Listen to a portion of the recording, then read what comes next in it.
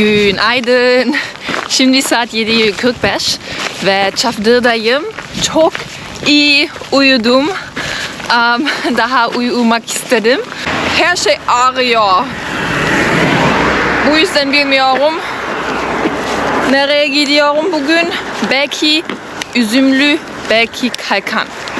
Bakalım. Hadi gidelim.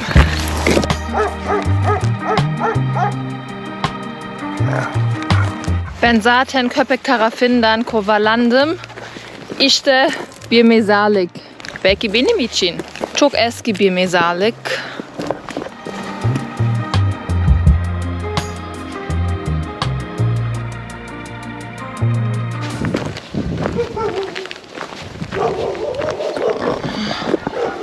Lütfen. Hadi ya. Köpek geldi. Lütfen gelme.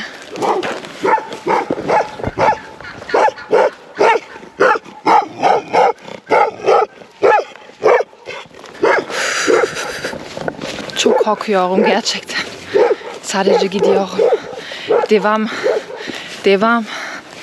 I'm a beast. Ben daha tehlikeliyim. Ay. Gittim ya. Ama gerçekten çok yakın geliyorlar. Üçüncü köpek. Üçüncü köpek. Bu ne ya? 2 kilometre yürüdüm. 3 köpek gördüm. Bugün amacım düşmek değil. Çünkü dün 2 kez düştüm. Ve çok iyi hissetmiyorum bugün. Yavaş yavaş gidiyorum. Ama yol çok zor.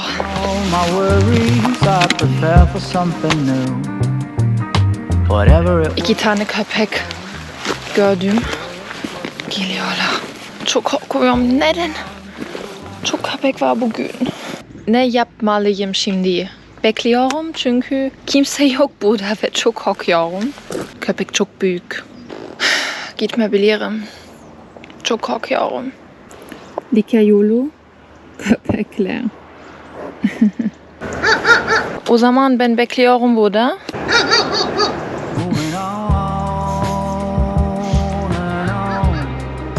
Merhaba.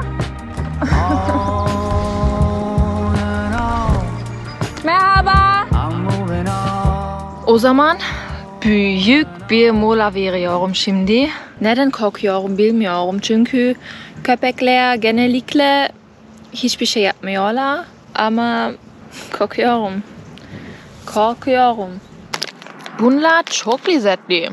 Simit kraker ülkeden.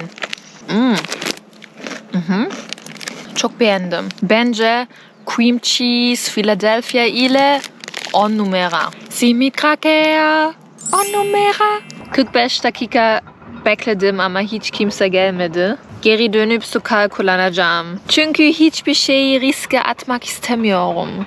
Görüşürüz. Çok iyi iş yaptınız. Şimdi yürüyüşler geldi. O zaman gidebilirim. Merhaba. I'm so afraid of the dogs. Yeah. But they didn't do anything, right? So I waited 1 hour. Really? Yeah. Perfect. Thank you so much. Thank you. Enjoy. Bye. Ben çok şanslıyım ya. Ben gitmek istedim ama aynı zaman yürüyüşle geldi. Çok teşekkürler. O zaman gidebilirim şimdi. Ama şimdi köpekler hiçbir şey yapmadı.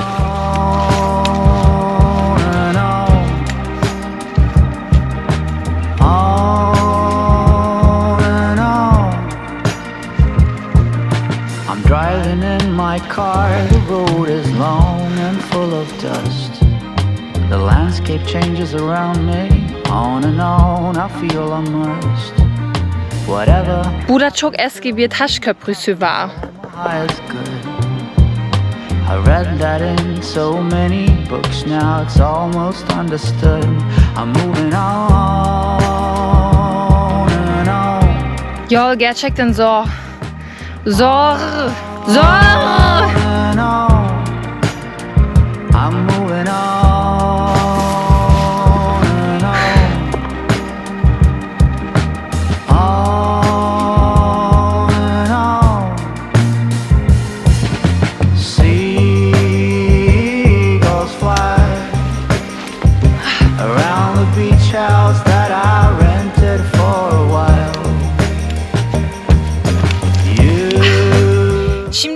Sonra 6 kilometre yürüdüm.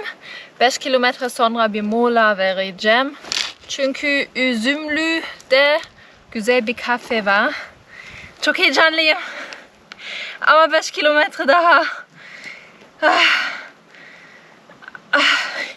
Hadi yürüyelim. Köpekler geliyorlar.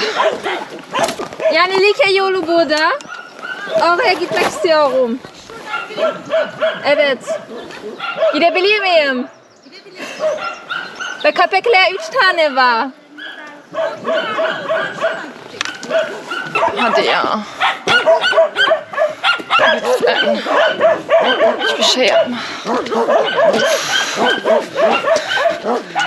Ay.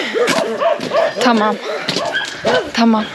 Çok köpek vardı bugün. Oradan ilginç bir ses geliyor. Bu ne bilmiyorum. Bugün gerçekten zor bir gün.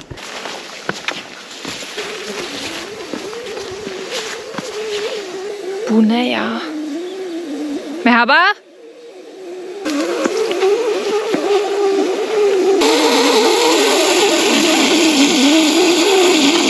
Hiçbir şey yoktu. Ay.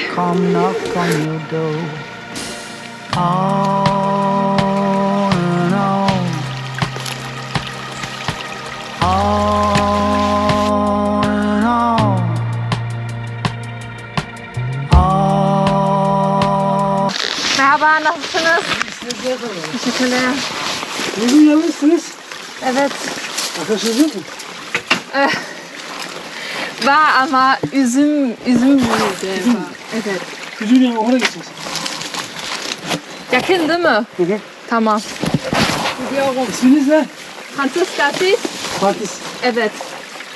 Çok memnun oldum. Oraya gidiyorum değil mi? Telefon? Nasıl? Yok, var. Hı hı. Konuşurduk diyor gene diyor. Arardım beni diyor. Tamam, arkadaşım arıyorum, tamam? He he. 0536. Tamam. 0537. Santos değil mi? Evet. Tamam. 05 537 507 8 0537 537 Nasıl? 999 90 100 999. 999. 3 tane 9. Tamam. 8 8. 5. Tamam. Çaldı bakalım. Bir sıkıntı var, sizi arıyorum, tamam? Ara. Çok teşekkürler. Bir ara. Çalıyorum çalma. Ben telefon Tamam. Gitmem lazım şimdi. Telefon benim çalma diye bir arasa. Yanlış. Bak bir daha ya sen. 0537. Bir daha. 5 0537 537 999 5 537. Yanlış yazmışım bak. 5 3 7 Ha. sonra 8. İyi bak. 0537 tamam. bir ara bakalım. Sonra arıyorum, tamam? Bir ara çalma aradan değil ablacığım. Tekrar söyleyebilirsin. Söyleyen. Tamam. Tamam. Söyleyen mi? Evet. 0537 Ya anlamadım. 0537 0 5 137. 137. Bir bakalım çalacak bir ara. Ben Kahramanmaraşlıyım. Yanlış. Sen yanlış çeviriyorsun. Ya çalışmıyor. Kim bitiyor? Sen mi? Nasıl? Ben çalışıyorum. Sen Çalış- yanlış çeviriyorsun. Yanlış. Yanlış ama çalışıyor. He. Tamam.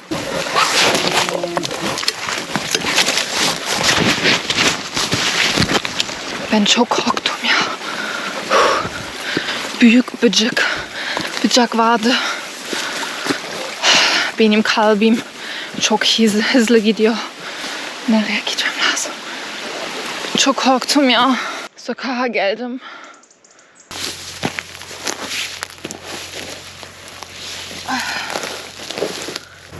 This was probably one of the scariest things that happened to me so far. I don't know if I'm over exaggerating. So what happened is I was walking around this river and it was already super difficult. I almost didn't see anything. And then from far I saw that there was someone in the river doing something, and at this point I was actually really happy, because I'm always happy to see people on the way. It means that I'm not alone. I got closer and then I realized that it's one man, and this man had a really big knife in his hands because he was cutting the trees with it. The knife was maybe like this long, and it was like a special kind of knife for cutting the trees. He was standing right in the middle of the way, so I couldn't pass without him giving me the way. And he was basically standing right in front of me with this huge knife in his hands. And the first thing that he asked me was, "Are you alone?" Bugün yalnızsınız. Evet. Arkadaşınız yok mu? I know I shouldn't say that I'm alone. I should always say that my friends are behind me, or I'm meeting my friends and so on. But at this point, it was obvious that I was alone. I couldn't really understand him. And then he said, "Memnun oldum, so nice to meet you," and he gave me his hand, which I think is weird. I don't have to touch his hands. I think it was a little bit weird. It gave me a sense of he wanted to get close to me. I don't know if I'm exaggerating or if it was really a threat, but I gave him my hand and I said, "Ben de memnun oldum." I just wanted to pass, actually. Çok memnun oldum. Oraya gidiyorum değil mi? He just stared at me. At this point, I wasn't quite sure if this was a threat or not. He looked at my camera. I'm not sure if he saw that I was recording, but then he had his huge knife the whole time in front of him. Like, he was not hiding it or anything. I felt really weird. He had his knife in his hands, and then he was doing like this. And at this point, I was like, what does that mean? Like, I had no idea what that meant. And he did this like for a long time. And then he was doing something weird. Like, at this point, I was like, is he actually a crazy person with a big knife in his hands? And there's nobody around for miles. I was completely in a shut up place. Like, there was trees all around, a river. It was a very hidden place, so it wasn't possible that anyone could have seen us. And at this point, I started to shiver. I panicked. I was like, I just want to leave and continue my way. I don't have any intentions to talk with this man. He was doing like this with his knife in his hands. And I was like, oh my God, something bad is going to happen. And then he said phone. He just said phone. Telefon. I really thought that he wanted to rob me and take my phone, do something bad. I don't know, I was really nervous. I was willing to give him everything that I had. I just wanted to leave this place. So I took out my phone and I said, yes, I have a phone. He said something I didn't really understand. Like, he said something like, can you call, or number, or something. Konuşurduk diyor gene diyor. Arardım beni diyor. I tried to be confident, and I just thought in my head, how can I win the respect of this guy? How can I show him that I'm not scared? So the only idea that I had was to tell him that I'm from Kahramanmaraş. Ben Kahramanmaraşlıyım. He started telling me his number. 0537, 537. I wasn't really quite sure what he wanted. And he said these numbers like so weird. I couldn't understand it. And I was shivering. I couldn't even think at this point. I was just like, I don't want your number. I just want to pass. I tried to stay calm and I didn't understand. I was like just typing some random numbers. I didn't even listen to him. And then I want to say, tamam, I'll just go. Sonra arıyorum, tamam? Çalma ardından değil ablacığım. And then he said, okay, call me. And I was like, I didn't write the right numbers. Yanlış. So he said the numbers again. Again, yanlış number. I also didn't want to make him angry because I didn't understand these numbers. I just wanted to pass. So then I said, okay, thank you so much. I gotta go now. Bye. I just left, and I know in the first few seconds I really was scared that he would follow me or run after me or throw his knife, whatever. Everything came into my mind, so I just left as fast as possible. I was shivering, my heart was beating. And the worst thing is that I don't even know if this could have been a threat or if I was just overthinking it. I don't know, but fact is that I did not feel comfortable at all. I was completely on my own. I was in this hidden place on the river, and a weird looking man with a big knife in his hand standing right in front of me, blocking the way. It was really not something that I want to experience again, to be honest.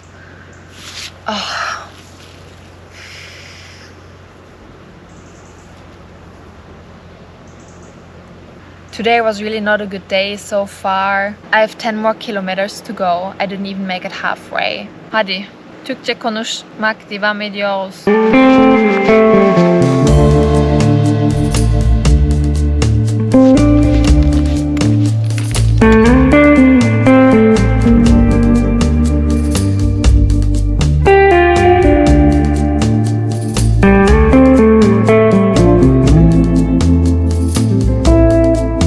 Güzel bir yemek yemek istiyorum. Soğuk bir iced tea içmek istiyorum. Dinlenmek istiyorum. Üzümlü. Son kilometre. Orman yangın vardı burada.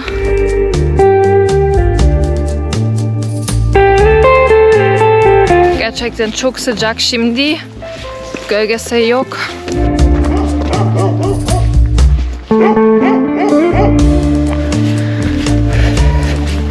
Sadece yavaş gidiyorum. Hiçbir şey yapmıyorum. Bugün çok bekle var. Şimdi Üzümlü'deyim. 11,5 kilometre yürüdüm. Çok yoruldum. Merhaba, hoş geldin. Hoş bulduk. Nasılsın? Çok yoruldum. Çok yoruldum. Çünkü güzel bir yerdeyim. Senin adın Deniz. Hayır, Deniz. Babam Deniz, ben de Hamiyete.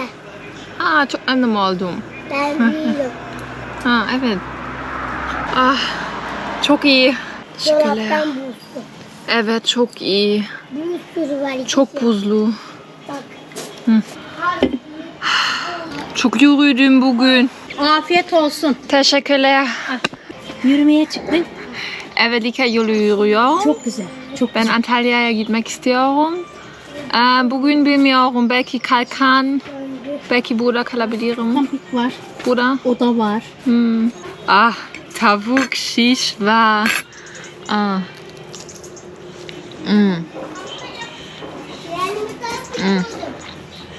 Çok mutluyum şimdi. Tavuk şiş var, patates var, pilav var, 2 tane meze ve domates salata var. Çok iyi bir yemek.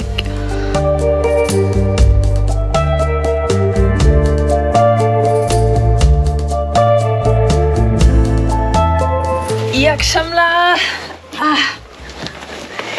Bu benim akşam yemeği. Ne var? Cağ kebap, çorba, sebze ve salata var. Meyve ve ayran. Afiyet olsun. Gün nasıldı? Çok iyi değildi. Hava çok soğuk. Hepsi ağrıyor hala. Yavaş yavaş gidiyorum. Sıkıntı yok. Ben gerçekten çok yalnızım. Hiç kimse görmedim bugün. Sadece bir garip adam. Bence Likya yolu gerçekten kolay bir yol değil. Bazen ben düşünüyorum, insanlar nasıl gidiyorlar? Çok zor bence. Soğuk mu? Hayır, soğuk değil. İyi geceler.